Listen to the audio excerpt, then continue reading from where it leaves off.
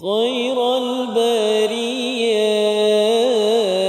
نظر إلي ما أنت إلا كنز العطية خير البرية نظر إلي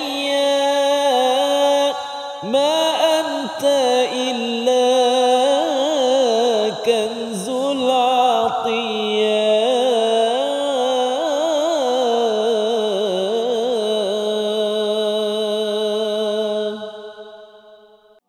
محمد رسول الله لا إله إلا الله محمد رسول الله لا إله إلا الله محمد رسول الله.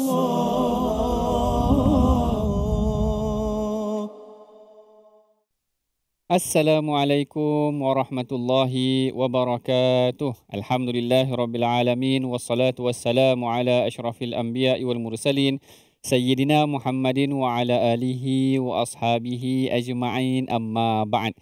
Apa khabar tuan-puan, ibu ayah, para penonton yang dirahmati Allah sekalian?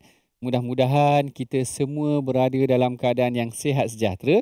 Kita bertemu lagi dalam rancangan My Hadith Time Rasulullah Suri Teladan, yang mana pada rancangan ini kita membicarakan tentang hadis-hadis Nabi SAW serta apakah dia pengajaran, pedoman, bimbingan, panduan yang boleh kita perolehi daripada hadis Nabi SAW. Seperti biasa, sebelum memulakan pengajian, suka untuk saya ingatkan bagaimana adab para salafus saleh terdahulu dalam pengajian hadis mereka. Salah satu perkara yang ditekankan oleh Al-Imam Malik sendiri adalah bagaimana Al-Imam Malik menjaga diri beliau dengan keadaan berwuduk dan sebagainya ketika pengajian hadis. Ini yang disebutkan, dia kata la yuhaddithu hadithan illa ala taharah. Beliau tidak menyampaikan hadis, mempelajari hadis melainkan dalam keadaan yang baik, bersuci dan sebagainya. Ini adalah sebahagian daripada adab-adab para salafus saleh dalam pengajian mereka mengenai tentang hadis Nabi SAW. Dan seperti biasa, pada hari ini bersama dengan saya seorang jejaka yang tampan, Ustaz ini. Kita apa khabar, Ustaz? Alhamdulillah, sihat. Alhamdulillah. Doktor sihat? Alhamdulillah. Sedap saya bila doktor sedap, sebut handsome tu kan. Sebab saya dah lama tahu dah. Masya tak adil lah doktor. Gurau betul. Baik doktor, hari ini kita nak bincang pasal apa ini? Baik, doktor? Ini satu perkara yang menarik. Yang ini sebenarnya tuan-puan, kita masuk kepada tema yang baru. Kalau sebelum ini tema kita adalah cinta Rasulullah, kali ini kita masuk kepada tema yang kedua mengenai tentang kehidupan harian kita daripada sunnah Rasulullah, iaitu tentang tema berdoa ataupun doa. Hari ini kita akan tengok tentang kepentingan ataupun hebatnya doa ini, satu perkara perintah daripada Allah dan Rasulnya. Dan hari ini kita akan baca sebuah hadis yang diriwayatkan oleh Al-Imam Abu Daud.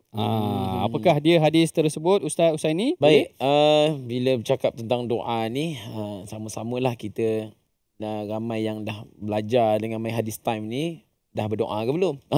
Doa menuntut ilmu lah senang ceritanya. Jom sama-sama kita nak membacakan sedikit satu hadis daripada baginda Nabi SAW. Sama-sama kita fokus. Ani Nu'man bin Bashir عن النبي صلى الله عليه وسلم قال الدعاء هو العبادة. النعمان bin Bashir radhiyallahu anhuma meriwayatkan bahawa Nabi sallallahu alaihi wasallam bersabda, doa itu ibadah. Hadis riwayat Abu Dawud nombor 1479. Ini adalah hadis yang akan kita huraikan bersama-sama, doktor ya. Baik, insya-Allah. Nak melihat makna itu, doa itu ibadah. Apakah maksudnya doa itu ibadah? Kalau setahu saya, ibadah tu ibadahlah.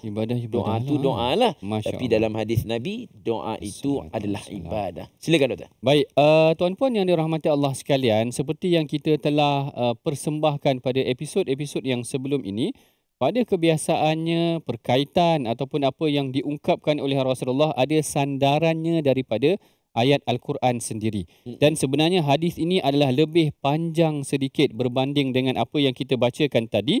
Ad-du'a huwal ibadah. Dalam sebuah hadis yang diriwayatkan oleh Al-Imam Abu Daud ini, menunjukkan yang hadis ini diriwayatkan oleh beberapa orang perawi, iaitu pengumpul hadis. Al-Imam Abu Daud, Al-Imam Ahmad, malah Al-Imam Bukhari sendiri meriwayatkan hadis ini tetapi bukan di dalam kitab sahihnya. Maknanya Al-Imam Bukhari ni bukan aja ada kitab Sahih Bukhari. Dia ada kitab-kitabnya yang lain. Dia ada kitab At-Tarikh tentang perawi hadis. Dia juga ada kitab Adabul Mufrad. Kitab Adabul Mufrad ini sebenarnya adalah, kalau tuan-puan perasan, dalam Sahih Bukhari ada kitab adab tentang akhlak seseorang dan sebagainya. Tetapi Al-Imam Bukhari keluarkan hadis mengenai tentang khas untuk adab, kerana hadis tentang akhlak dan adab ni sangat banyak, sehingga dia keluarkan kitab Adabul Mufrad, hanya cerita tentang adab sahaja. Di dalam kitab Adabul Mufrad ini ada juga diceritakan hadis ini, cuma hadis di dalam Adabul Mufrad tidak semestinya sahih. Kalau hadis dalam Sahih Bukhari, hadis tu confirm sahih. Tapi kalau hadis Bukhari dalam Adabul Mufrad tidak semestinya sahih, yang mana hadisnya panjang. Rasulullah mula-mula dia katakan Rasulullah SAW membacakan hadis tersebut ataupun menyebutkan ad-du'a huwal ibadah. Sesungguhnya doa itu adalah ibadah. Kemudian summa qara'a, kemudian Rasulullah membaca ayat yang ke-60 daripada surah Ghafir, yang mana Rasulullah sebutkan, Rasulullah kata ud'uni astajib lakum. Innal ladzina yastakbiruna an ibadati sayadkhuluna jahannama dakhirin. Yang ini Rasulullah kaitkan antara doa dan ibadah. Doa merupakan ibadah, tapi tak terhenti di situ sahaja. Rasulullah pula baca seterusnya surah Ghafir. Rasulullah kata ud'uni, Allah Ta'ala berfirman wa qala rabbukum ud'uni, doalah kepada aku akan mustajabkan doa kamu. Kemudian ayat tu Allah Ta'ala kata innal ladzina yastakbiruna an ibadati, sesungguhnya orang yang sombong yang tidak ingin menyembah aku. Tengok perkaitannya. Mula-mula Allah Ta'ala kata ud'uni astajib lakum, doa kepada aku akan tunaikan permintaan kamu. Tiba-tiba bila Allah Ta'ala kata doa, Allah Ta'ala kaitkan dengan ibadah juga.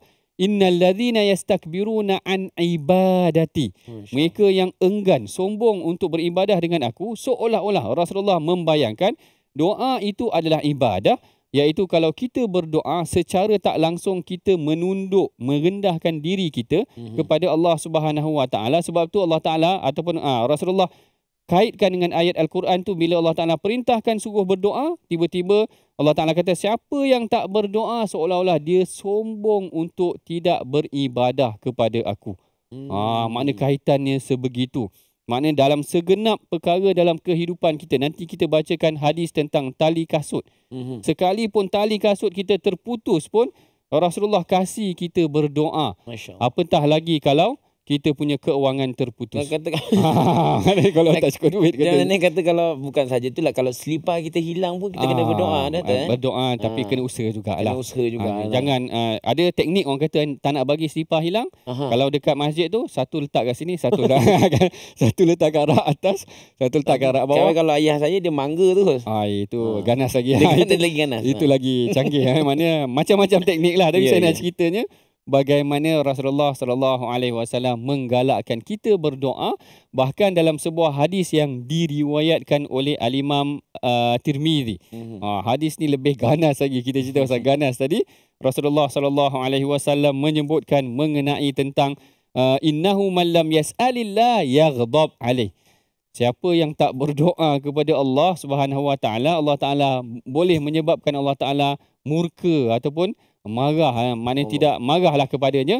Walaupun hadis ini mungkin dikategorikan oleh sebahagian ulama sebagai hadis yang dhaif, tetapi sebahagian ulama mengambil pengajaran daripada hadis tersebut bagaimana benar-benar Allah Ta'ala memerintahkan kita berdoa dalam apa sahaja aspek kehidupan kita. Sukar sedikit. Tengok Rasulullah idza hazzabahu, kalau dalam sebuah hadis yang diriwayatkan oleh Sayyidina Huzaifah, kalau tak silap saya Huzaifah atau Huzaifah, yang mana dia kata Rasulullah kalau dirundung sebarang masalah, idza hazzabahu al-amr, kalau dia dirundung sebarang masalah, salat, dia terus mengadu kepada Allah dalam solat, berdoa kepada Allah Subhanahu Wa Taala. Baik, ini sedikit dahulu permulaan huraian kita mengenai tentang hadis doa itu merupakan ibadah. Mari sama-sama tuan-puan kita ada kuis. Ya. Pada episod kali ini apakah dia kuis kita Ustaz Husaini? Baik, bercerita tentang doa tadi, berentetan itu juga masuk dalam soalan kuis kita. Apakah soalannya? Iaitu, apakah doa yang dibaca oleh Nabi Yunus ketika berada dalam perut ikan?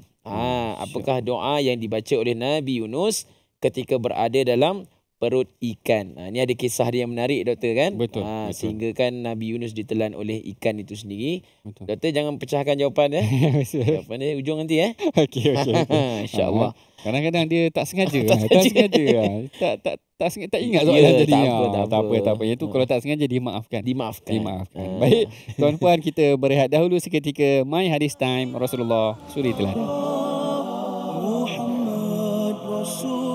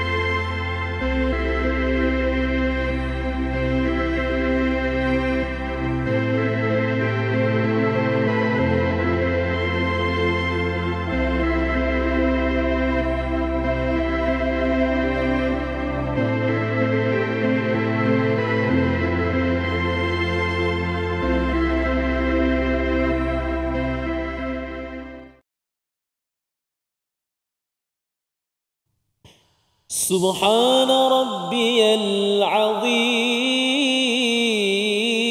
وبحمده سبحان الله والحمد لله ولا إله إلا الله الله أكبر سبحان الله والحمد لله ولا إله إلا الله والله أكبر. Allahumma salli ala Sayyidina Muhammad wa ala ali Sayyidina Muhammad. Alhamdulillah, kita bertemu lagi dalam rancangan My Hadis Time Rasulullah Suri Teladan, yang mana rancangan ini kita membicarakan hadis-hadis Nabi SAW. Dan sekiranya tuan-puan perhatikan dan mungkin juga tuan-puan boleh membantu kami dalam menyebarkan panduan dan pedoman yang boleh kita pelajari daripada hadis Nabi SAW. Mari sama-sama kita sebarkan apa yang telah kita pelajari ini dalam media sosial kita, iaitu platform media sosial My Hadis Time ini boleh didapati di dalam Facebook, di dalam Instagram, X, Twitter ataupun TikTok, YouTube, Telegram dan juga WhatsApp. Sama-sama kita sebarkan ilmu kebaikan ini. Mudah-mudahan Allah Ta'ala akan merahmati dan menjadikan dia sebagai aset. Ilmu yang bermanfaat, yang berterusan seperti amal jariah, pahala jariah kita. Baik, tadi dalam sesi yang awal kita telah membicarakan mengenai tentang secara umum apakah yang dimaksudkan dengan doa itu adalah ibadah. Dalam sesi kali ini kita akan melihat siapakah dia perawi Ustaz Husaini yang meriwayatkan hadis ini. Siapakah dia perawi kita pada hari ini? Baik, ini kita nak belajar tentang tokoh perawi yang merawikan menjadi perawi pada hadis kali ini, iaitu An-Nu'man bin Bashir. Tuan-tuan dan puan-puan, sahabat ni sahabat doktor. Betul, sahabat iaitu Nu'man bin Bashir. Kita boleh lihat beliau ini adalah masih kanak-kanak ketika Rasulullah SAW hidup, ya. Dan beliau telah meriwayatkan 114 hadis, ya, dan juga beliau mati syahid di Syam. Kalau boleh saya tahu Dr. Nu'man bin Bashir ni mati syahid dalam perang apa Dr. Kalau tak tahulah kan, kalau Dr. mungkin tahu ke. Baik. Silakan Dr. Baik, terima kasih Ustaz Usaini. Yang ini sebenarnya secara spesifik dia meninggal ataupun syahid disebabkan apa, saya tak pasti. Ya. Tetapi ramai sahabat yang syahid di Syam ni pada awalnya dahulu disebabkan kerana wabak ta'un. Wabak ta'un amwas, sebuah wabak yang melanda negeri Syam ketika itu menyebabkan terlalu ramai sahabat-sahabat yang senior meninggal dunia, termasuklah Abu Ubaidah kalau tak silap saya, termasuklah juga Muaz bin Jabal, ramai sahabat-sahabat yang penting terlibat dalam pembukaan kota Syam dan mereka dikatakan terkena wabak ta'un tersebut, amwas nama tempat tersebut, sehingga menyebabkan ramai dalam kalangan mereka yang syahid terkorban. Jadi kalaulah beliau mungkin salah seorang daripadanya ataupun mungkin juga disebabkan kerana peperangan yang lain, saya akan confirmkan dahulu maklumat mengenai tentang perkara tersebut. Cuma menarik tentang Nu'man ini adalah Nu'man dan Bashir ni kedua-duanya adalah sahabat. Maknanya dia sahabat, ayahnya juga sahabat, maknanya dia kecil lagi. Bashir pula adalah sahabat senior lah, ayah dia tadi. Ada satu hari ayah dia bagi hadiah kepada dia. Istimewa sikit, ayah dia bagi hadiah kepada dia, tapi mak dia tak puas hati. Biasanya mak kita dapat hadiah seronok, mak dia pula tak puas hati macam tu. Ada sahabat yang kata, ada ulama yang kata hadiah itu adalah seorang hamba. Dia dapat seorang hamba, mana orang gaji, seronoklah dia kan dapat seorang hamba. Tapi mak dia Ammarah binti Rawahah, iaitu adik perempuan ataupun kakak perempuan kepada Abdullah bin Rawahah, sahabat Nabi yang memimpin perang Mu'tah itu tadi, tak puas hati. Dia kata, aku tidak akan rasa tenang melainkan setelah kita mendapat kebenaran ataupun penyaksian daripada Rasulullah sallallahu alaihi wasallam. Lalu dibawanya Nu'man dan Bashir kepada Rasulullah. Lalu mereka tanya kepada Rasulullah. Bashir kata, aku berikan hadiah kepada anak aku Nu'man, tetapi ibunya iaitu Ammarah tak puas hati melainkan setelah mendapat persetujuan daripada baginda. Baginda tanya pada Nu'man, a'taita lahu kul sa'ira wal auladak, apakah engkau memberikan hadiah yang sama kepada anak-anak engkau yang lain? Lalu Bashir kata, tak bagilah. Dia bagi seorang kepada Nu'man saja. Jadi itu barangkali concern ibunya tadi. Nanti adik-beradik lain marah pula. Kadang-kadang mungkin ada sifat favoritism sikit. Kadang-kadang mungkin macam Ustaz Usaini tadi kata tampan sikit tadi. Mungkin ayah bagi hadiah lebih sikit sebab tampan tadi. Jadi bimbang kerana nampak tidak adil. Kadang-kadang ada sifat favoritism. Kan ada ibu ayah yang mungkin dia sayang anak tertentu lebih sedikit. Lalu Rasulullah tidak membenarkan. Maknanya biar bagi anak sama rata. Melainkan atas keperluan lah. Kalau mungkin anak-anak dia bagi yang satu jumlah, tapi anak ni dia bagi jumlah lebih sikit, mungkin kerana kehidupan dia susah ke apa ke, ada justifikasi, mungkin tak jadi masalah. Tapi dalam kes Nu'man bin Bashir ini, ibunya sendiri meminta pandangan daripada Rasulullah. Akhirnya dipulangkan semula hadiah tersebut, menunjukkan keadilan yang Rasulullah tekankan dalam ahli keluarga, tidak bersifat pilih kasih yang kita panggil pilih kasih kepada anak-anak tertentu. Jadi ini sedikit sebanyak mengenai tentang perawi kita pada hari ini, iaitu Nu'man ibn Bashir. Kalau kita baca, kita boleh baca radhiyallahu ta'ala anhuma lah. Sebab dua orang Sebab dua orang, ibu dan ayahnya, sama macam Abdullah bin Umar radhiyallahu ta'ala anhuma itu tadi. Baik, kita masuk kepada perbincangan mengenai tentang hadis tadi. Ad-du'a huwal ibadah. Disebutkan di sini adalah doa itu adalah ibadah. Pada awal tadi kita dah tengok perkaitannya, dalam Quran sendiri mengesahkan sedemikian. Siapa yang Allah Ta'ala perintahkan dia berdoa, kemudian dia tak nak berdoa, seolah-olah Allah Ta'ala kata, yastakbiruna an ibadati, macam dia tak nak menundukkan diri, mengabdikan diri kepada aku. Doa ini ada dua jenis juga. Ada dua jenis doa. Yang pertamanya menurut Al-Imam Ibn Al-Qayyim, doa yang pertama memang doa masalah. Maknanya doa masalah ni bukan doa masalah ni, contoh mudah dia ada masalah, dia minta katakan macam tu. Tapi sebenarnya bukan maksud tu. Masalah ni maknanya permohonan, dia nakkan sesuatu. Tapi ada doa yang menurut Al-Imam Ibn Qayyim memang dia menundukkan dirinya seperti dia seorang hamba, doa ibadah. Memang dia ikut sahaja apa yang Allah Ta'ala perintahkan kepadanya, lalu dia berdoa kerana itu adalah perintah daripada Allah Subhanahu Wa Taala. Sebab tu kalau kita tengok mereka yang berpegang kepada doa ini adalah ibadah, mereka akan dapat banyak kelebihan daripada doa tersebut. Yang paling utamanya sebenarnya hubungan antara hamba dengan Tuhannya itu tadi. Maknanya dia benar-benar menjadikan dirinya tunduk dan patuh kepada Allah Subhanahu Wa Taala, seolah-olah seakan-akan dia memang mengikuti perintah yang Allah Taala sebutkan tadi, wa qala rabbukum ud'uni astajib lakum. Berdoalah kepada aku. Doa ni maksudnya talab, maknanya mohon sahaja. Apa perkara sahaja pun kita mohon, sekalipun dalam urusan dunia.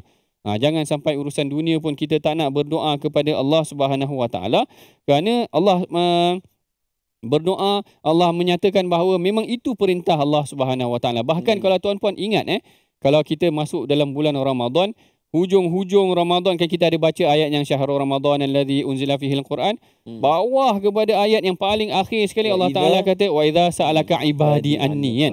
Seolah-olah tengok kemuncak ibadah, dalam puasa itu adalah ibadahnya adalah puasa. Kemudian dalam bulan Ramadan tu Allah Taala cerita tentang Quran. Tidak ada dalam bulan lain. Ataupun Ramadan ni hanya Allah Ta'ala cerita dalam Quran tu, hanya ceritakan tentang puasa dan Quran sahaja.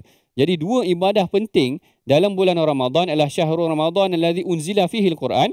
Selain daripada kutiba alaikumusiyam, difardukan puasa, juga Rasulullah baca Al-Quran, tapi penghujungnya tu Allah Ta'ala sebut tentang doa. Wa idza sa'alaka ibadi anni. Maknanya tiga ini aspek penting.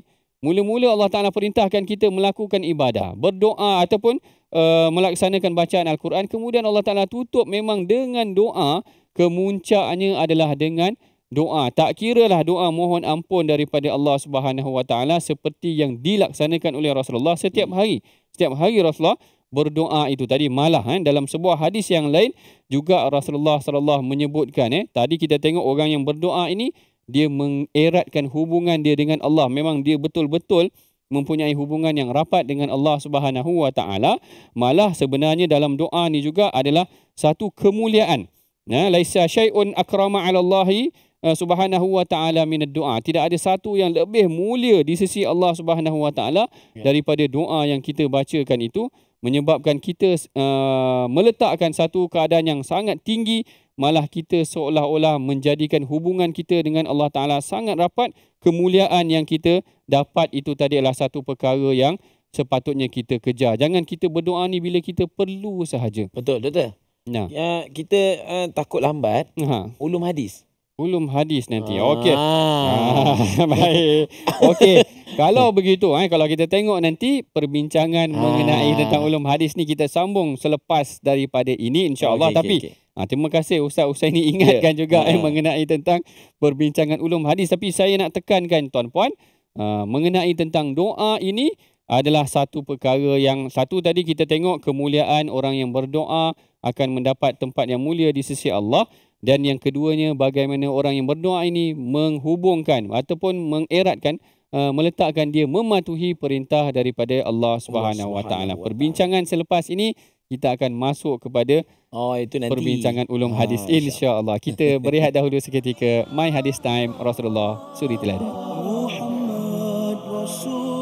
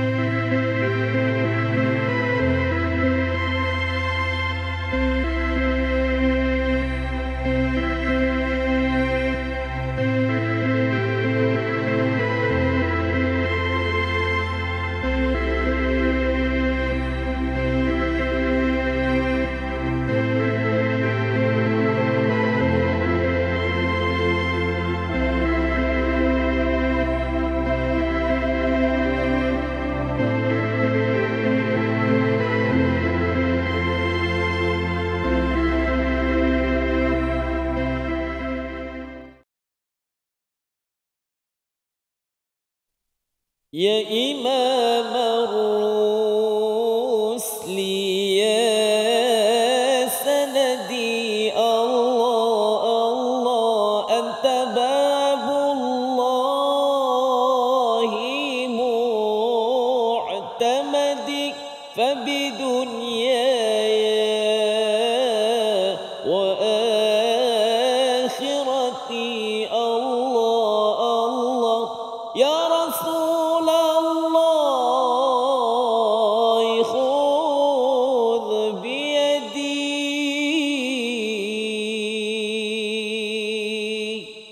Allahumma salli ala Sayyidina Muhammad wa ala ali Sayyidina Muhammad. Alhamdulillah, kita bertemu lagi dalam rancangan My Hadis Time Rasulullah Suri Teladan, yang mana pada dua sesi awal yang tadi kita telah membicarakan mengenai tentang hadis doa itu adalah ibadah, galakkan tentang berdoa, kepentingan berdoa, bagaimana berdoa ini akan mengangkat kedudukan seorang.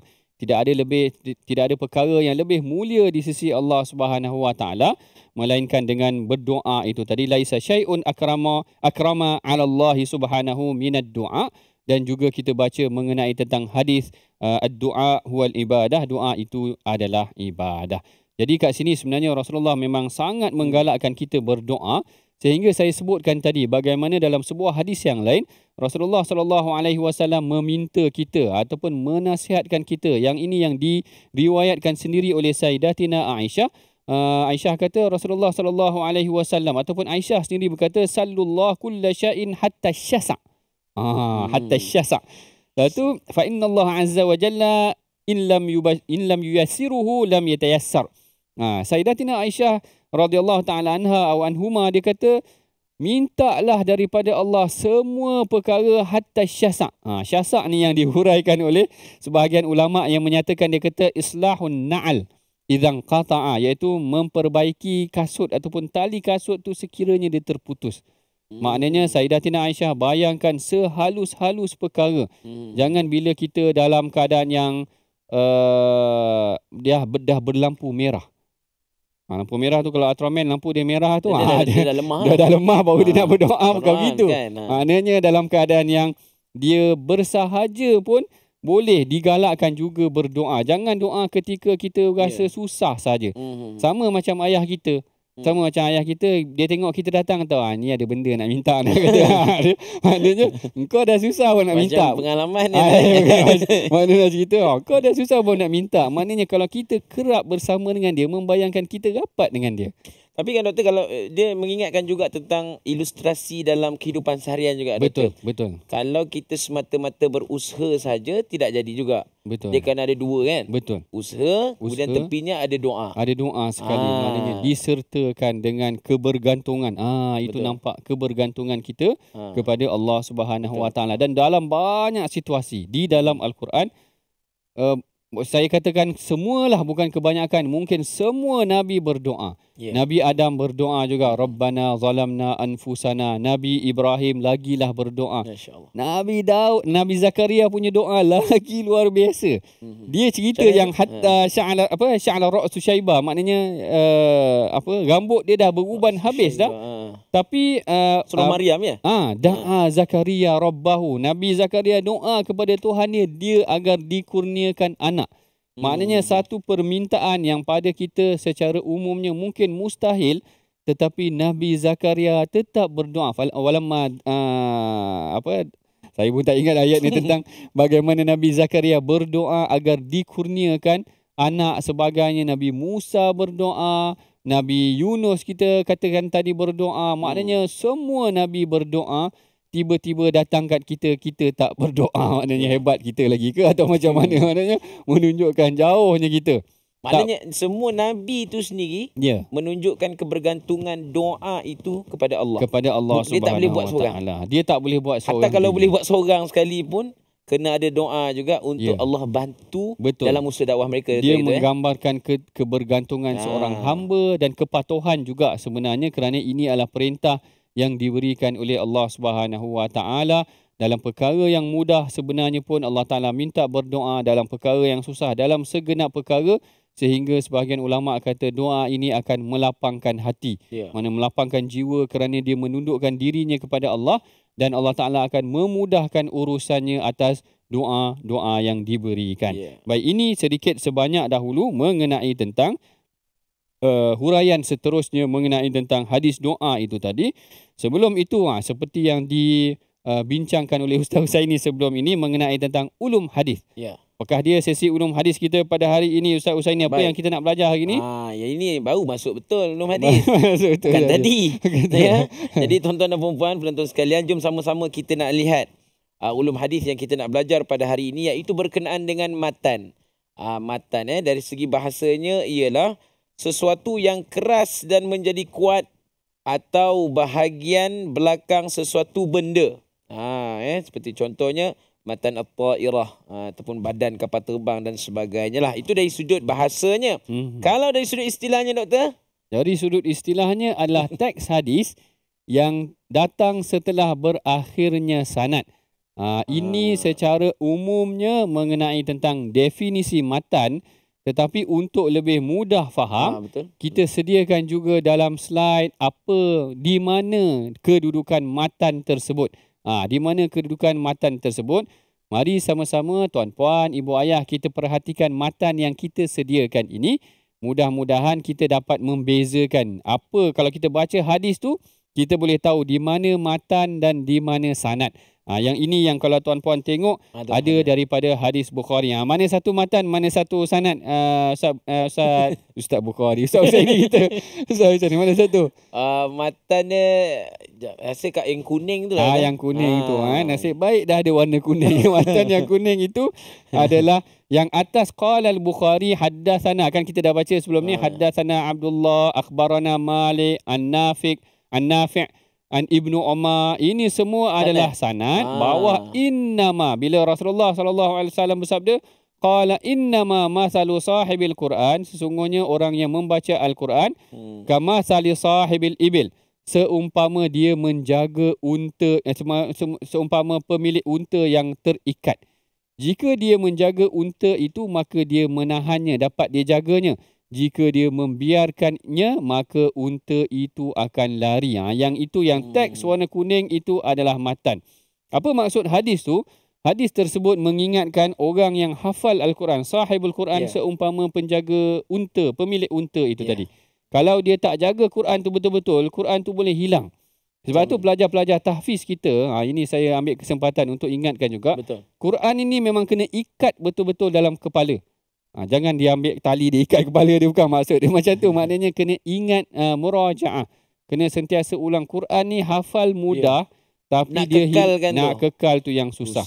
Sebenarnya cabaran bagi hafiz dan hafizah kita adalah mengingat ataupun bukan nak ingat, nak menjaga hafazan tersebut. Bahkan kalaulah para pelajar kita boleh berdoa agar dikekalkan hafazan Al-Quran itu adalah salah satu perkara yang dituntut juga di dalam agama itu sendiri. Ada ke doktor doa-doa ialah untuk hafazan nak kekalkan, kalau ada ke?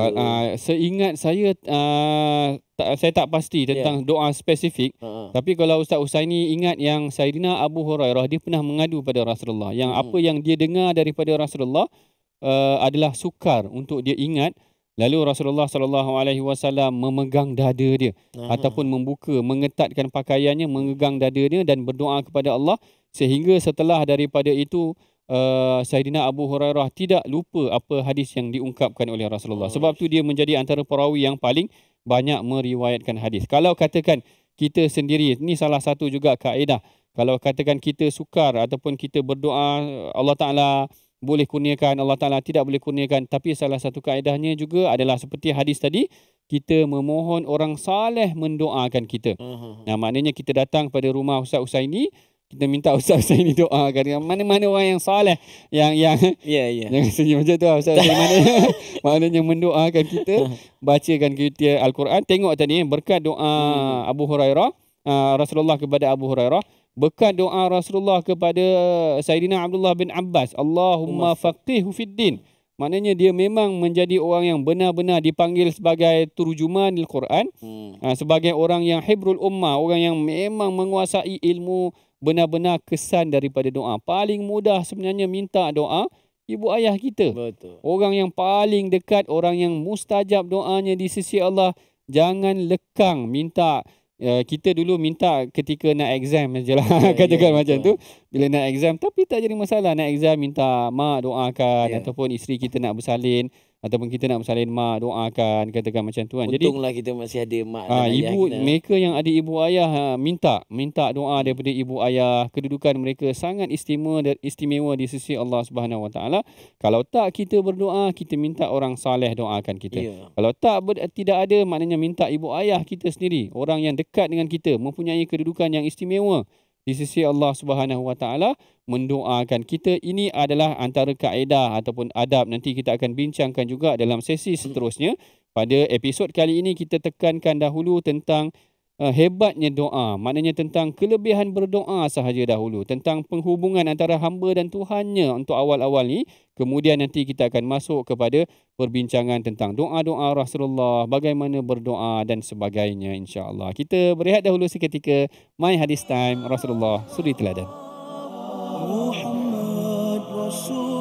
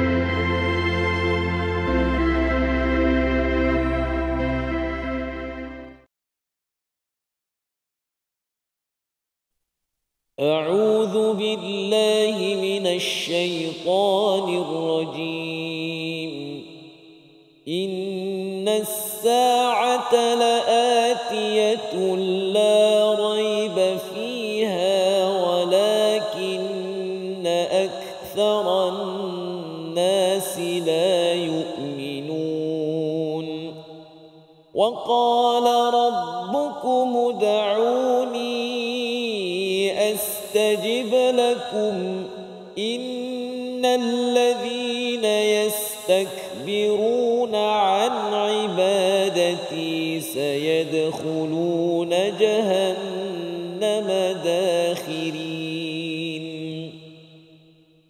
الله الذي جعل لكم الليل لتسكنوا فيه والنهار الله الذي جعل لكم الليل لتسكنوا فيه والنهار مبصرا إن الله لذو فضل على الناس ولكن أكثر الناس لا يشكرون ذلكم الله ربكم خالق كل شيء لا إله إلا هو فأنى تؤفكون صدق الله العظيم. Sadaqallahul Azim. Alhamdulillah, kita telah pun mendengar tadi bacaan ayat Al-Quran daripada ayat 59 hingga ayat yang ke-62 yang secara zahirnya telah kita bincangkan tadi mempunyai kaitan dengan hadis yang kita bacakan pada hari ini. Iaitu hadis yang kita bacakan pada hari ini tentang kepentingan berdoa itu sendiri, hebatnya berdoa itu sendiri.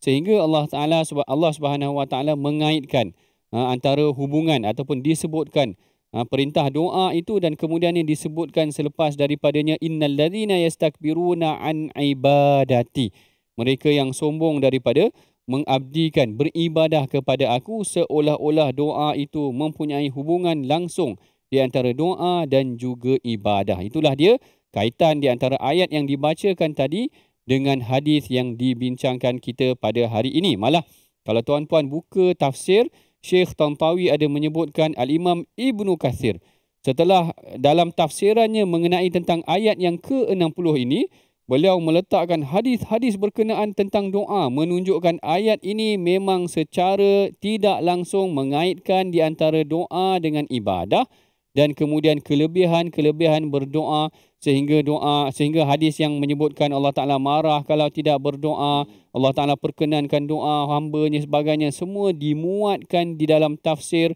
Al-Imam Ibnu Kathir, menunjukkan tentang ayat ini penegasan kepentingan berdoa kepada Allah Subhanahu Wa Ta'ala. Ini adalah perkara yang kita dapat perhatikan daripada mana perkaitan ataupun saling sokong menyokong antara mesej yang ingin disampaikan di dalam Al-Quran dan diterjemahkan di dalam hadis Nabi SAW. Oleh yang demikian, jangan sekali-kali kita melepaskan peluang dalam setiap keadaan, di mana sahaja ruang kita boleh berdoa, kita berdoa.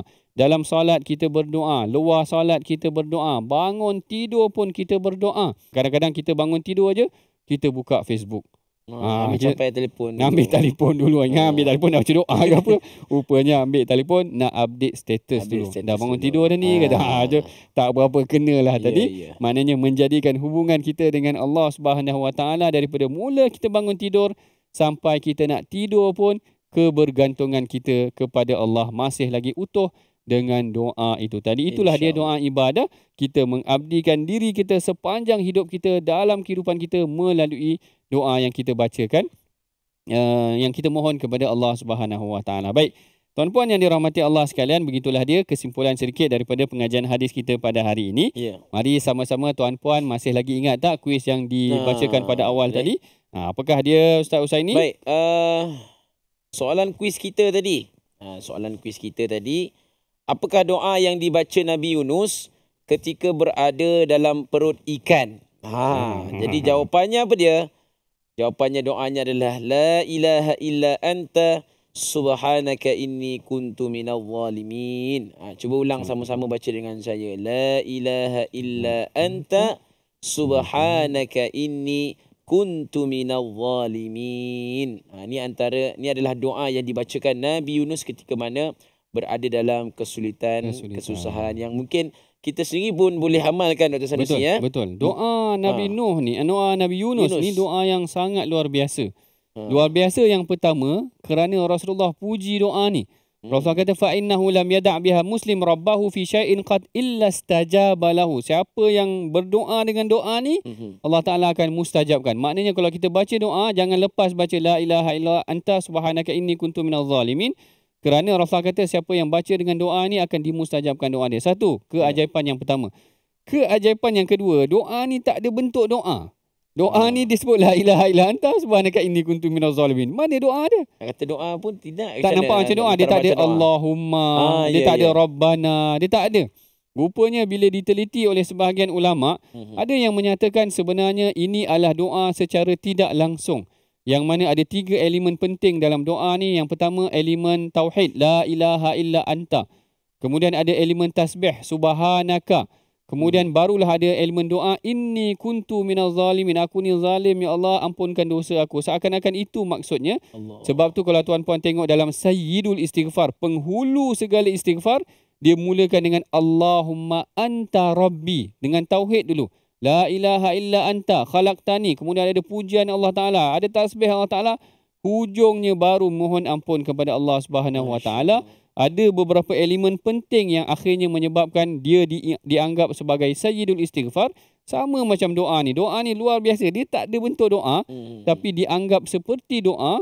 Dan dia menyebabkan doa seseorang itu boleh menjadi mustajab. Ini aneh dan luar biasanya doa Nabi Yunus itu tadi. Dan hari ini juga kita ada sesi khas mengenai tentang viral. Viral tapi tak Sahih. Biasa tersebar dalam masyarakat mengenai tentang doa pada Padang Arafah. Jabal Rahmah itu tadi adalah tempat untuk berdoa memohon jodoh. Ni biasa. Betul ke Doktor? Dia tempat untuk mohon jodoh ke ataupun Jabal Rahmah ni sebenarnya yelah nak baca doa tu boleh ataupun betul.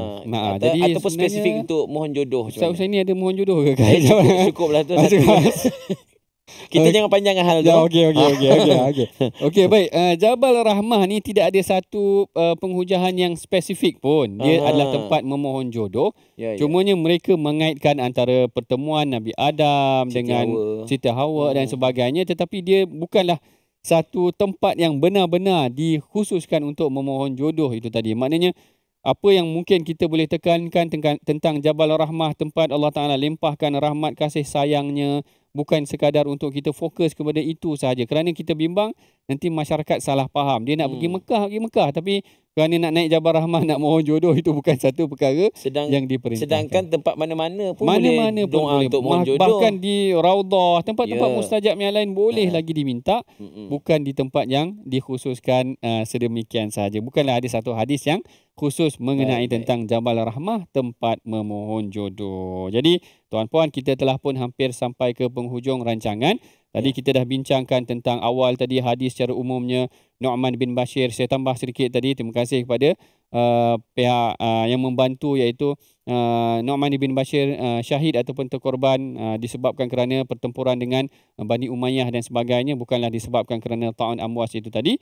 Dan kemudian juga matan kita sebutkan tadi adalah teks hadis itu, tapi itu dalam bidang hadis. Kalau di dalam bidang fiqahnya, matan ini mungkin juga matan fiqah itu tadi. Bawahnya ada huraian, kita panggil hasyiah, syarah dan sebagainya. Dia berbeza dari aspek ilmu yang berbeza. Tapi dalam hadis, matan itu adalah teks yang diungkapkan daripada Rasulullah SAW. Kita tangguhkan pengajian kita dengan doa yang dibaca oleh Ustaz Husaini kita. Silakan. Baik. Terima kasih Al-Fadhil Dr. Sanusi. Tuan-tuan dan puan-puan, sama-sama kita berdoa di hujung ni. Mudah-mudahan Allah mengabulkan doa kita. Doa itu ibadah. InsyaAllah sama-sama kita berdoa. Bismillahirrahmanirrahim. Alhamdulillah Rabbil Alamin. Wassalatu wassalamu ala ashrafil anbiya mursalin. Ya Allah, ya Tuhan kami, jadikanlah doa kami ini dimakbulkan oleh-Mu. Setiap daripada permintaan kami ini, ya Allah, Kau jadikanlah permintaan kami ini memberi kesan yang baik untuk diri kami dan keluarga kami, ya Allah. Amin. Ya Allah, ya Tuhan kami, Kau jadikanlah setiap apa yang kami mohon, setiap apa yang kami niatkan ini Engkau kabulkan dan penuhi setiap apa yang kami minta kepadamu, ya Allah. Rabbana atina fid dunya hasanah wa fil akhirati hasanah wa qina azabannar. Sallallahu alaihi wasallam Muhammad wa ala alihi wa sahbihi wa baraka wasallam. Walhamdulillah rabbil alamin. Demikianlah tadi bacaan doa yang dibaca. Mudah-mudahan Allah Ta'ala merahmati pengajian kita.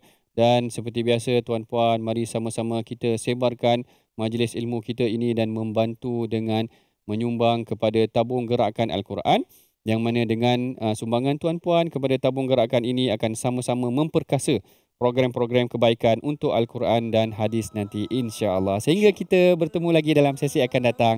Assalamualaikum warahmatullahi wabarakatuh.